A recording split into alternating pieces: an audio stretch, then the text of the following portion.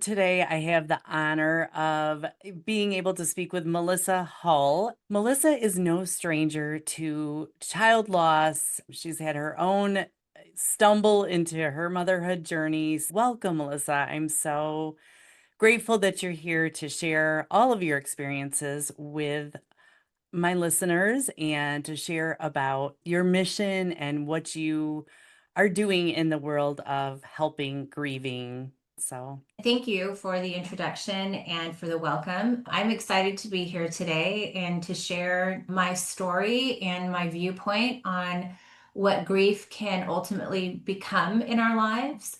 To begin with, I should probably start at the beginning. Back in May 2000, May 19th specifically, it was a morning like every other morning. I was a young mother of two little boys that were 15 months apart. Drew was 4.5, and his younger brother, Devin, was 3. It was an early morning. Drew used to get up so early that we had a rule. He couldn't wake me until the sun was in the sky. This particular morning in Arizona where I live, it was May, so the sun was up early. It was up at like 5:30 in the morning. So he comes bursting into the room. Mama, the sun is up. It's time to get up and get me breakfast. I'm hungry. And then he said, I want Rocky Road ice cream. And I said, no, no Rocky Road ice cream. So we settled on beef raviolis because he just had a very odd palate. This child would eat the most interesting things. But on this particular morning, beef raviolis seemed pretty reasonable. I was exhausted. Devin, my 3-year-old, has had asthma as an infant. And so I had been up since Wednesday evening doing these breathing treatments at home, trying to avoid having to take him into the emergency room, which would have been a handful because my husband was away on business and I would have had to take both of my boys. Drew just wasn't the kind of child that sat quietly. On this particular morning, he woke up early, we got breakfast. I said, sweetheart, I need to go back and check on Devin. I left him there with crayons and paper. He's watching Thomas the Tank Engine. I said, sweetheart, I'm going to go check on Devin. I'll be right back. He said, okay, mama. I go back into my bedroom and Devin is wheezing. He's not quite in a deep sleep, but he's exhausted. So I kind of lay on my side next to him and I start patting his back. And before I realize it, I must have inadvertently fallen asleep. When I woke up, it was probably closer to 7:15 or 7:30 in the morning. And I instantly knew that I needed to find Drew because I didn't intend to fall asleep. I didn't intend to leave him there for that long. I didn't know how long I had been asleep. So I went instantly to go look for my son. He wasn't where I left him. His crayons and his paper were still there with his little drawings. His ravioli were eaten. And so I went into his bedroom. I just began to look for him. That our sliding glass door was open about an inch. Noticed it before. So I thought, okay, he's outside. So as I go outside with this hope that he is just outside playing, I couldn't find him. And this is when the panic really sets in. We had outside dogs, and we live in a very rural, kind of agricultural setting. So I just started to look for him and call out for him. And our outside dogs started running toward the house. So they weren't in the yard. That's when the realization that he could have made his way towards a very large irrigation canal started to set in. And as I looked at my dogs running toward me, two of them were wet. I knew they were by the canal. And then I looked down in the ground, and at some point it's dirt, so you can see his footprints leading away from the house and towards this irrigation canal. I ran to the irrigation canal where it was evident that he had fallen in and fell to my knees, instinctively begging God. A gentleman in a truck drives by, and I beg him to call the authorities. I explain, I have a sick baby at home. Please call the authorities. I'm going to go grab my son and continue to look for Drew.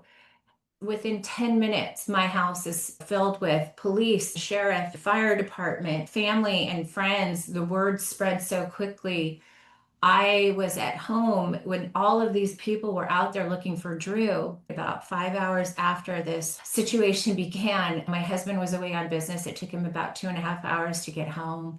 About 5 hours into the search, a gentleman approached my father, and then my father came and sat down next to me, and he said, Miss, I'm so sorry, but they found him and he's gone. And my life was never the same.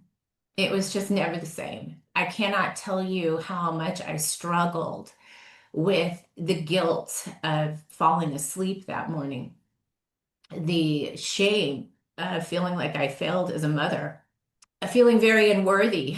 It was almost like something in me shifted where I didn't trust myself as a mother anymore. I didn't trust myself to not make a mistake that would cost me the life of my remaining child. My journey with grief started at a very low point because I felt absolutely responsible for his accident. Unfortunately for me, that sentiment was felt inside my family. There were questions like, what were you thinking? How did you not make sure the door was closed or locked? It was locked, but Drew was, he's a 4.5 little boy and he paid attention to everything. And he unlocked the door. I didn't have a pool. I didn't have any obvious dangers around my home or immediately outside of it. So locking the door with a normal lock seemed reasonable. Mm. From there, my life took many different turns. But the one thing that I knew that I wanted to do at some point, and it took time because my marriage really did go through some real struggles after the accident. We separated for about a year, a month after Drew was buried. I've never felt more alone in my life. I've never felt a rock bottom so deep as that particular time in my life.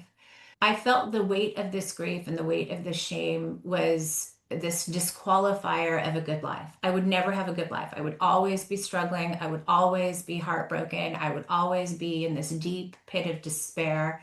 And no one could convince me otherwise. And there were lots of people with so many encouraging words and loving support. And I appreciated everything that they were saying. And I wanted so much for their words to make a difference. And they didn't. I just couldn't believe that this was God's plan or that I would be okay or that time would heal this wound. I was in a very bad place and I happened to be home alone. And this was the very first night that Joey picked up Devin to stay with him at his new home while we were separated. And I was alone with myself in my home where the accident happened. And I remember thinking, I can't do this. I can't go on. I just cannot manage this pain. I don't see a pathway where I will ever be worthy of being Devin's mother. I lost his brother. I was in a very bad place mentally. And on this particular night, I actually considered ending my life and not continuing because the pain was so immense. It was just so immense. It clouded my thinking so profoundly that that became a viable option for me. And then I call this a miracle. There was a letter on my coffee table that I had not seen. It was mixed in with a bunch of condolence cards. I didn't open them because I couldn't take on any more of the condolences. I just needed a minute away from that. I was already feeling so heavy. And as much as I appreciated them, it just added weight. I can't really explain why, but it was like another person saying, I'm sorry for your loss. And it felt to me like they were saying, I'm sorry that you fell asleep and your son passed away.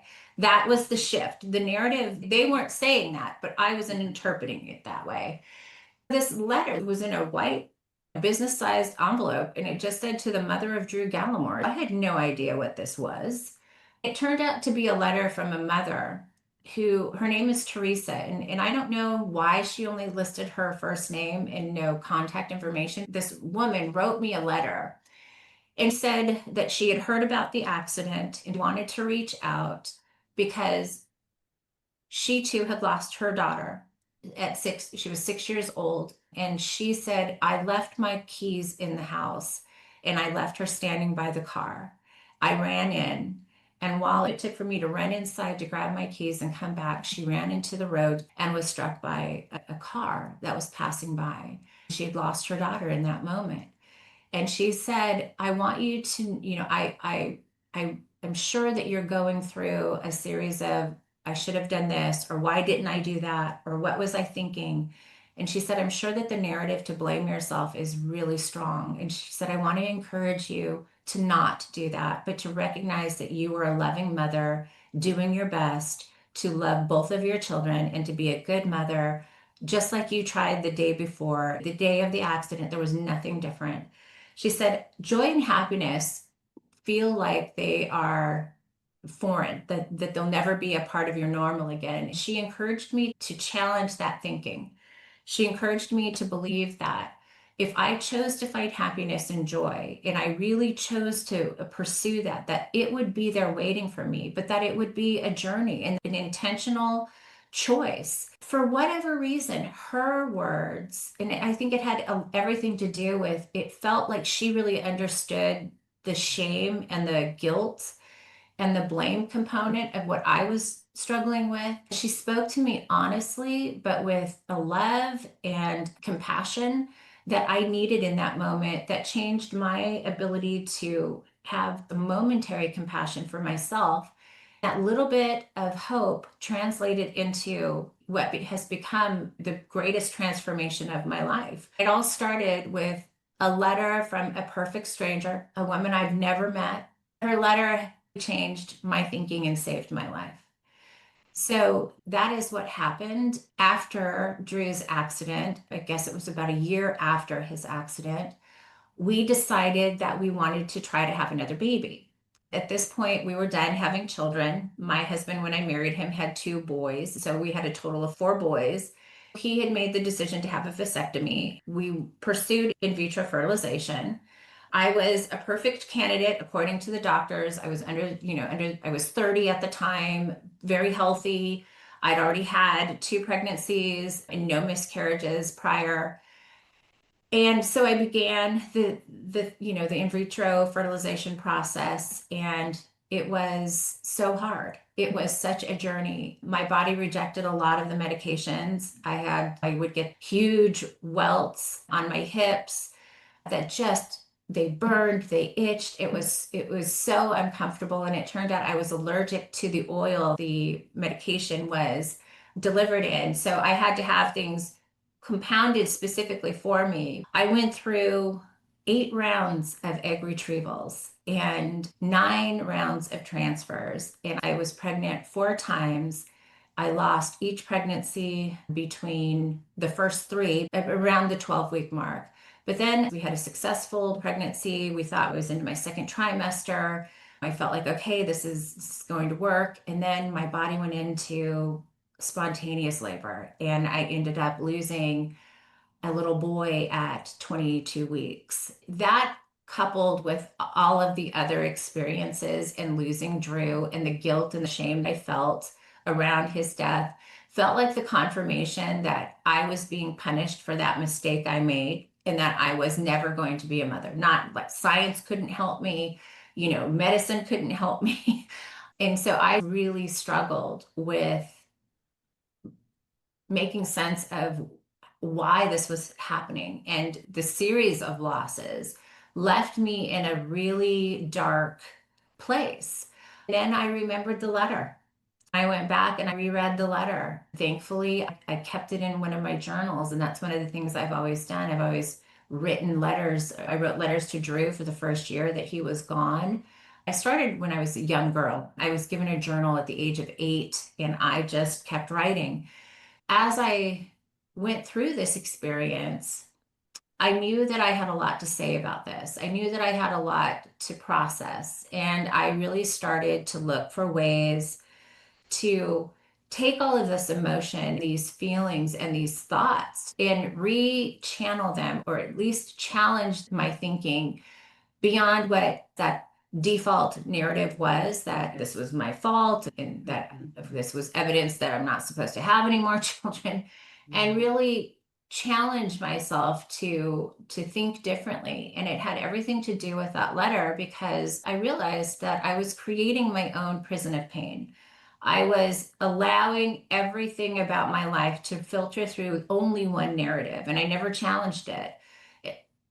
at least not long enough for it to become a lasting shift or difference until after I lost my pregnancy at 22 weeks. I was done with IVF. I couldn't do that anymore. I just emotionally couldn't manage it. And my husband made the decision to have a vasectomy reversal, which, God bless him, that's a lot to go through. It was within, I think, 6 months of that we conceived our daughter, Hope, who was born healthy and happy and is now 21. I had been navigating loss for quite some time. And so I call myself fluent in the language of grief and fluent in the language of bereavement.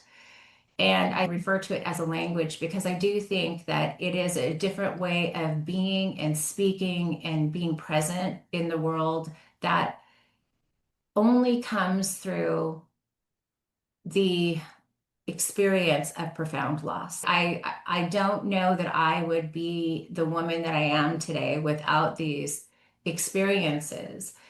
And I don't view the losses as only bad or only sad. I see them and I see my time with Drew as one of the greatest gifts of my life. I see the challenge of arriving at that statement. I've lived that journey, but it's a journey that I know is something that every person can grow with. And we can move forward, bringing our love for our children, the ones that we had the blessing to spend time with and raise, and others that we carried and lost. I have come to a place in my life where I can honestly say, as crazy as it might sound to someone today, that I am grateful for it all. I'm grateful for it all. I have a blessed life, even inside of tremendous tragedy and significant loss. My life has not been limited to grief. It has not been limited to only pain. And it has everything to do with my choice to sit with my grief and learn from it and let it become a teacher and not a punishment. When it was a punishment, there was no trajectory, there was no getting past it or moving outside of it. But the minute I allowed it to become this teacher, this expansive calling of my consciousness forward to look and experience grief from a different perspective, that is when I really started to find out that I had this ability to learn and grow from pain. It's called post-traumatic growth.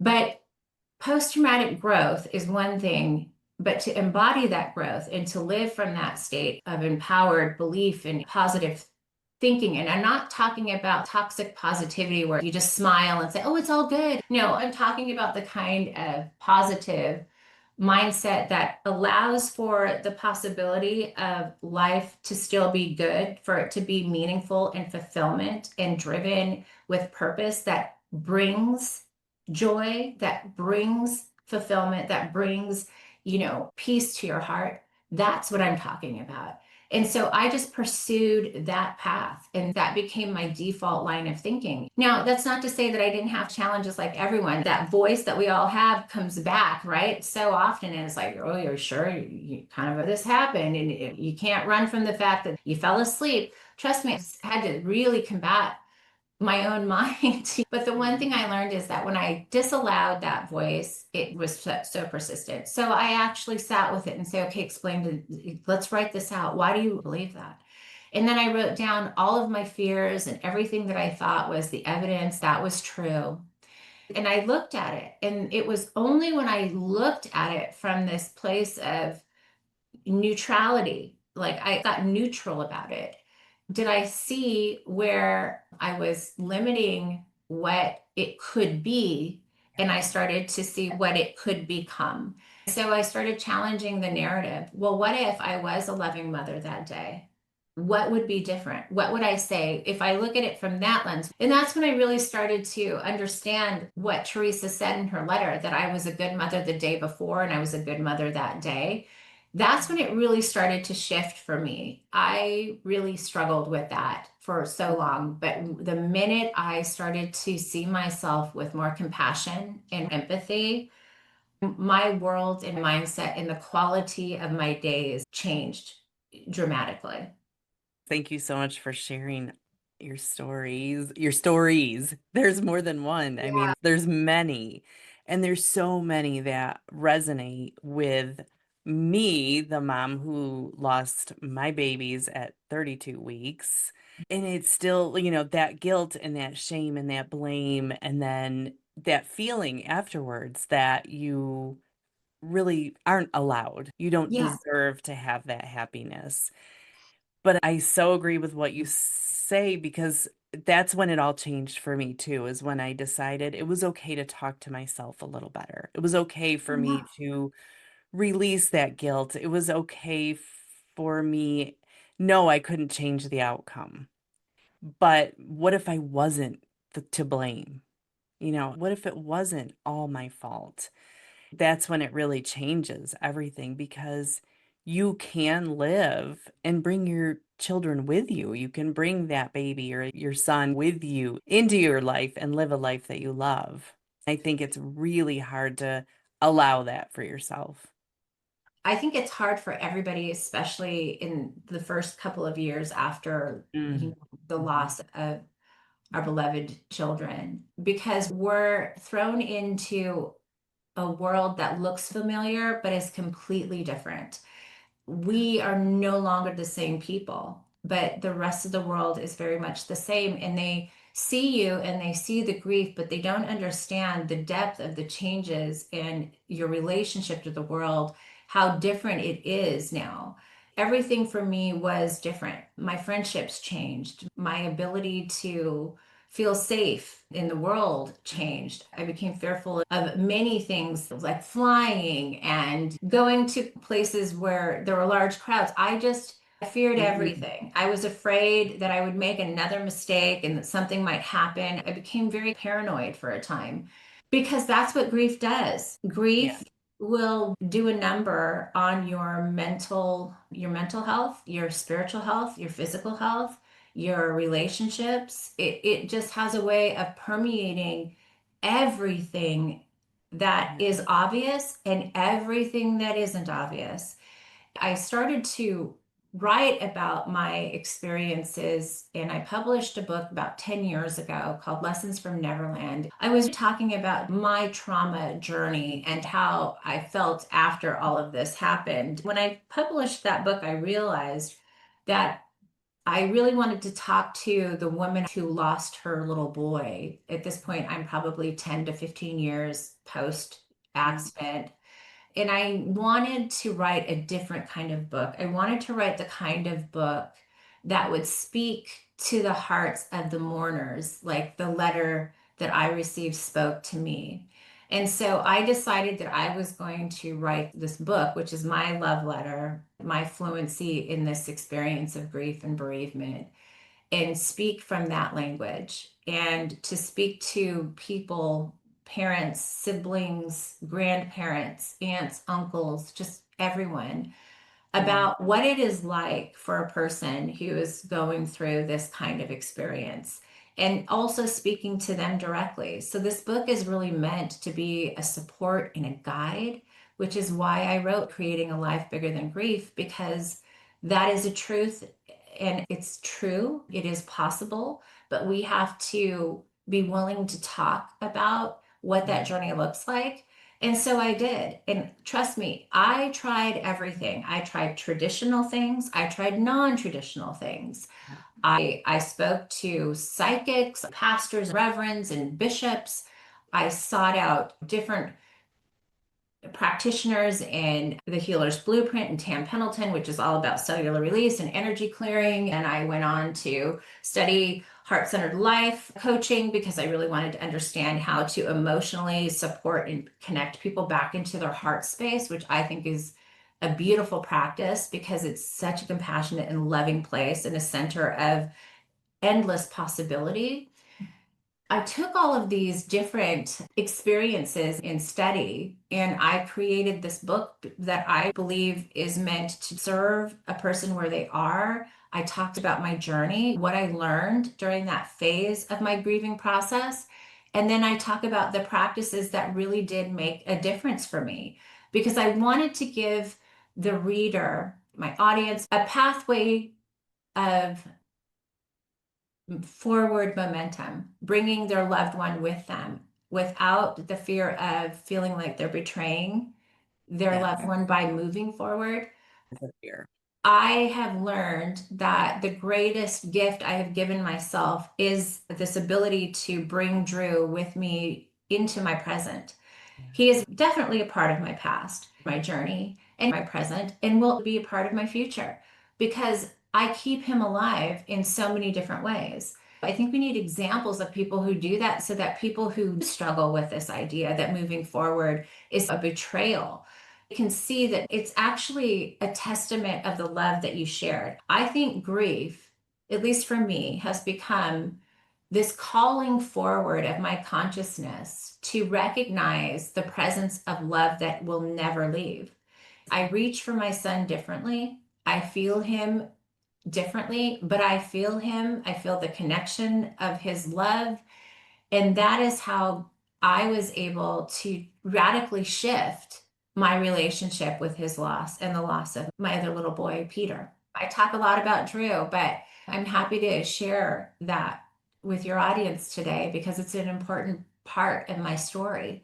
That's when I really had to get my heart back in alignment with my faith because Mm, I promise you, my faith was struggling at this point. I felt like God was punishing me. I felt like if this is what you have in store for me, no, thank you. I'm checking out. I yeah, distanced myself from God for a long time. And at some point, I just knew that I had to yeah, surrender this whole experience and allow for these transformative thoughts and ideas to really become the embodiment of who I am. It took time because knowledge is one thing, embodiment is something quite different. yeah, We know a lot of things, but yeah. how often do we actually put the intentional time and discipline into the creation of those ideals? I think we do sometimes when we're faced with situations, but when life becomes normalized, even after the loss of Drew, not that life was like it was before, but there was a certain amount of predictability, things that I could expect. And inside of my numbness, I was going through the motions. This is where I got intentional about my life and the path that I wanted my life to take. I recognized that what I was doing is I was like a spinning top, a lot of movement, but staying in one place. There was so much going on. I knew I needed to move in a direction towards what I wanted. I had to get really clear about what that was. I wanted a life of happiness. I wanted a life of joy. I wanted a life of fulfillment. I wanted a life where I felt worthy. I felt safe. I felt worthy of being a mother, worthy of being happy, which those things were a challenge for a time. But eventually, not only did I believe it, it started to become my truth and my experience. As that happened, more and more people were noticing. That's when I would get asked this question, how did you do this? You seem so much better. That was the reason and the inspiration for my latest book, Dear Drew, Creating a Life Bigger Than Grief. It's all of that. It's all of the how, the trial and error, and the different stages of my journey with grief all in one I place think meant to it's what support someone Drew else. would have wanted for you. I think that's the piece too that sometimes we miss Mhm. is that your child wants you to be happy, wants you to live the life with joy. What a better way to honor them? I really agree with you. Drew had this voracious energy. Like he loved life. He Mhm. loved living. We had the rule that he couldn't get out of bed before the sun was up because he woke up every day so ready to live, to engage Back this the world, day.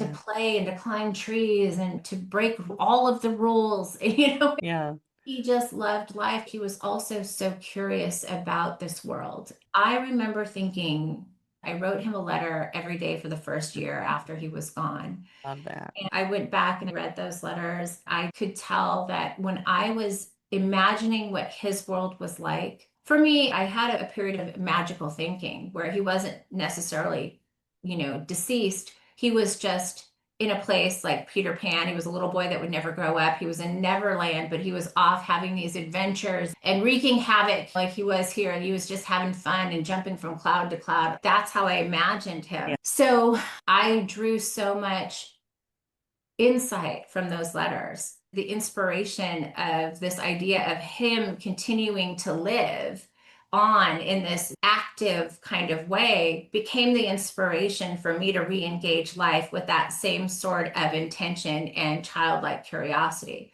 I wanted to see, instead of like, this will never be easy for me, I started to say things like, what if it could be?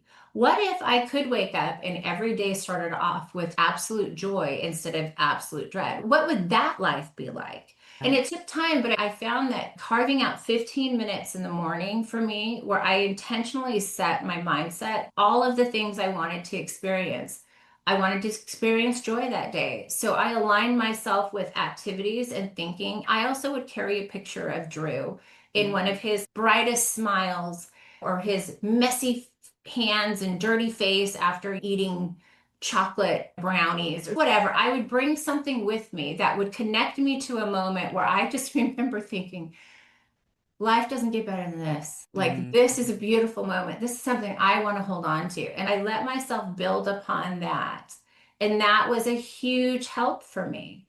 That, and then I would accompany that with affirmations like, the pain that I feel is the mirror reflection of the depth of my love. And it just helped me reframe the feelings of pain and sadness because they are still, Gonna be there, right? it allowed me to have this space where other things could also be true. I could hold two truths at once, that joy and sorrow can coexist, that loss and love can still coexist while I move forward in a loving way, bringing my memories, bringing my love, and bringing his life forward with me. That felt right. It gave me a sense of, yes, I can lean into that. I want more of that in my life. But if I ever got lazy and didn't take that time, I would struggle. I knew this had to become a practice, a form of honoring his life in my continuation in a way that brought us together in the alignment of that desire to live with this sense of emotional freedom and a sense of peace and wholeness again. And is that how you were able to mend your relationship and become the parent you wanted to be to your other children? Yes, my son Devin was my reason for living for a long time. When I couldn't love myself enough to fully get there, I loved Devin so much that I tried even harder. Devin was my reason for wanting to continue and keep fighting through this. My marriage, we grieved so differently. It was a really hard journey for us. I had big emotions, a lot of feelings, a lot of tears, a lot of need for the world to stop and give me a minute. And my husband went into this, I've got to work, I got yard. He just started finding all these projects and all these reasons to be here but not be here. We struggled. Were there times that it brought us closer together? Yes. But were there times that it posed a challenge for us? Absolutely. We hung in there for several years, but ultimately we weren't able to save the marriage. What we have done is we've retained all of the parts of us that were working and let go of the parts that weren't so we could both flourish and have the peace we both wanted. I'll be honest with you, we've never been better friends than now. We've been divorced for several years, but Yeah. he's one of my dearest friends and we co-parent beautifully. Our children are no longer little. They're 29 and 21. This journey with grief and bereavement and Yeah. loss has taken me down so many different roads. But the one thing that I know for sure is that my ability to look into what looked like the absolute worst situations and find the expansive possibility is one of my greatest assets. I can look at a situation and not just see the problem, I can see how, if I know what I want, if I know I don't want to be at odds with my husband, I don't want to be fighting and going back and forth to court and making my life, his life, and our children's life miserable. Well, then what does that look like and who do I need to become in order to facilitate that? I Yeah. can't control whether or not he participates, But Yeah. thankfully, we both made that decision and we were able to unfold from each other and allow our marriage to come to a peaceful dissolution. Thank God for that because it's really given us this opportunity to go back and talk about Drew, something that we never did. We talk Mm. about him now differently. We talk with more compassion for where each other was during that time. It's really been another unexpected source of connection and friendship, also deep understanding, and I dare say more tenderness for each other and forgiveness for each other Mhm. because it was a tough time. It was It's tough. yeah, that it is a very common struggle, I think, in lost Absolutely. parents, and it's tough to survive it. What I love the most about your story is the inspiration and strength you drew from a stranger's words just because she had been there. Yeah. And what if you, and I know this is why I do what I do and why you're doing what you do, but what if we could be that for someone else? I mean, it's changed your life in a profound way. That I think that's what's so inspirational. Have you ever found Teresa? No, I've never. The letter was to the mother of Drew Gallimore. There was no return address, and she just signed her name Teresa. Here. There was not like Teresa No way Smith. to No, way to just France. yeah, and I think it was probably her way of letting me know that she cared. But I also understand that it's hard for people sometimes to be in the presence of somebody else's pain because you worry that they might lean on you too much or that you don't have all the answers and you don't want to make things more difficult. Whatever her reason was, I am so grateful that she wrote the letter because her words 25 years later are still words that I refer back to. It's a Yeah. moment of clarity and of such poignancy in my life that I have never forgotten it, and it has become the driving force and the thesis of so much of what I truly believe and what I write about, which is that we have the power of choice in what grief and loss can mean to us. And that the rule book and the societal narratives and norms can be thrown out the window. We need to start understanding that while no one wants to sit down and say, let's talk about loss, let's talk about grief today, let's talk about bereavement. It's like the one person at the party that nobody wants to sit next to. And I have learned that, when you sit next to the person at the party that nobody really wants to talk to, they're some of the most interesting and fascinating people.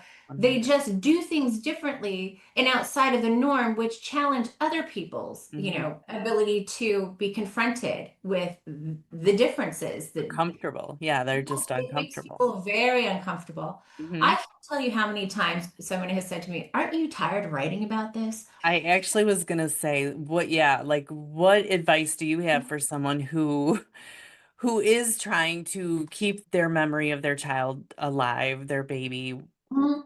and really is afraid to because they're getting looked at like, you poor thing, aren't you past that by now? You know what? I say lean in double, Yeah. double time. You do not have to apologize or ask for permission to honor and love your child in a way that is right and appropriate for you.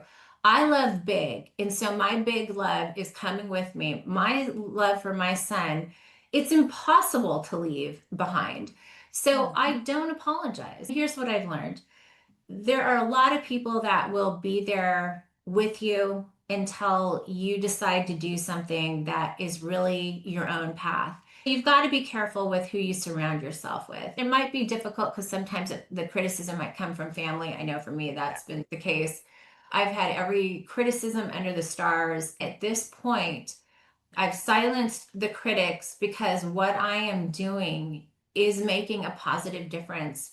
It is helping serve a community of people that need a voice, that need for someone to just boldly say, we have the right to talk about our children for as long as we want to talk about our children. And that empty chair at the table can be filled with conversation and memory and expression and new tradition. People need to Yes. understand that you do have the power of choice and you do get to honor your children or your loved one, however it feels right for you without the need for approval. You might The want the approval. Yes, there's a part that wants you, but it's approval or even just what others consider to be normal. I quit. I listen, I am not normal. I've Yeah. given up the whole like, am I normal?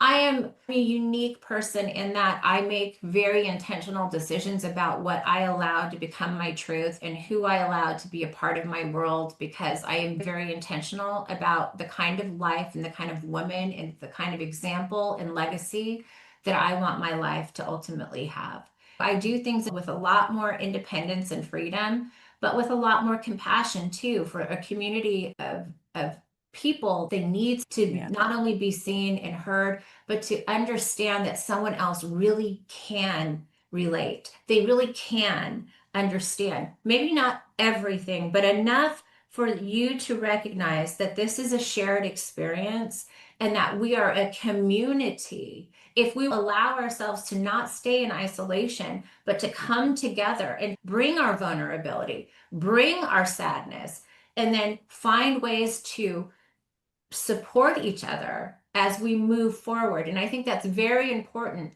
For me, I needed it to be more than just the pains, the story of the separation or the loss. I needed to be a part of a community that understood that this happened, but instead of putting an exclamation point or a period, creating a comma and then looking at what life could become or how you could move forward and what were those ideas and what were those avenues and what helped them.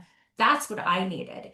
And so I just found that my friend group changed and my community changed. And the people who thought that I was losing my mind or trying to stay stuck in the past, I had to let them think that. I had to become okay with the discomfort of knowing that they didn't agree or had criticisms of me and my decisions. But at this particular point, because it's now been probably 15 years, I've silenced those critics. I dare say they've become some of my greatest supporters because they Mhm. have seen me go through it all firsthand. There's no question that I live a vibrant and fulfilled life. I'm Yeah. not stuck in the past. I just refuse to let Drew remain in my past. Yes. Because he's coming with you. He's coming with me. Yeah, you're bringing him with you. Absolutely. Everywhere. And that's what I think is so beautiful about what you can offer is, I've been here before. You're Hmm. you're the Teresa of your followers, your people that are listening to you. And we get the gift of social media and being more visible now than what we had. Because I remember that too. I remember clinging to everybody who would come forward and share their story because I had no idea. A lot of Yeah. them, it was so shocking to me that these women had lost their children and I never knew. And I just remember clinging to that and wanting to know how did they do it? How did they ever become okay Yes. again? Didn't have any outlets or social media where we do now. So it's such a great thing that we get to use these platforms. My ex, Drew's accident happened in May of 2000. So, so much has changed. The accessibility and the opportunities to come together, to connect remotely, but still be in the same space. It's truly a Yeah. remarkable platform and opportunity. It's my hope and my desire that everybody that is listening today that they seek out those communities and they seek out those voices of hope and inspiration. But I also hope that when they do that, they come with the realization and the understanding that this is a choice and it requires action. It requires sitting with yourself and really getting to the heart of all of the narratives to unlock and unleash this expansive relationship with grief and align with what I know is true that life is fragile and love is everlasting and love will always outlive life. And so it is our calling to love boldly, to love big, to love profoundly and completely, because that is what will carry us forward into these moments when separation is inevitable. If love has a shadow side, it is grief. It is the price we pay for some of the greatest experiences that we'll ever have. None of us is guaranteed any number of days. I think it's really important to understand that the quality of your thinking, your intentions, and your ability to take action towards the directions that you want your life to progress toward is Yeah. all part of this. Grief is, like I said earlier, it's the last thing people want to talk about. But when you really start to listen to grief and allow it to become a teacher and not a punishment, it has such expansive possibilities. It creates the kind of presence that's so important when you can be fully present in the moments of your life, whether they've been mundane and you're just sitting in nature, or if you're surrounded by all of your friends and family and loved ones. Your presence is so different when you understand how fleeting life can be. You show up differently. You show up with so much more intention. You show up with a heart that wants to receive and give and to be in peace with each other and create these moments where you can share, have these shared experiences that will become treasured memories. Yeah. I think all of that is I do. beautiful Yeah. information and wisdom, and it has created the quality of my life is radically different because of my journey with grief, not despite it, but because of it. Right. Because I have had these experiences, I am the woman that I am very proud to, I'm very proud of myself at this particular stage. I've done a lot of healing and work to really get to a place of inner peace. I am a peaceful woman. I don't wake up every day and feel the weight of my loss. I wake up every day with an enthusiasm for living and a deep appreciation and gratitude for my sons, the relationships and the friendships that I have, and the work that I do. I get excited about waking up and what's in front of me. I don't dread it. I used to. And just Yeah. that little phrase is such a huge statement. When It you is. start off with self-loathing and self-hatred, and you blame yourself for an unthinkable accident to arrive at this place, for me, it is a miracle. Remarkable. And we are given the gift of perspective, and that suffering is optional. So Absolutely. I think the saying is pain is inevitable, but suffering is optional. And yeah, I believe that. I I do think too. it has everything to do with our willingness to expand our understanding of what pain is really meant to serve in our lives. It's not just meant to be punishment.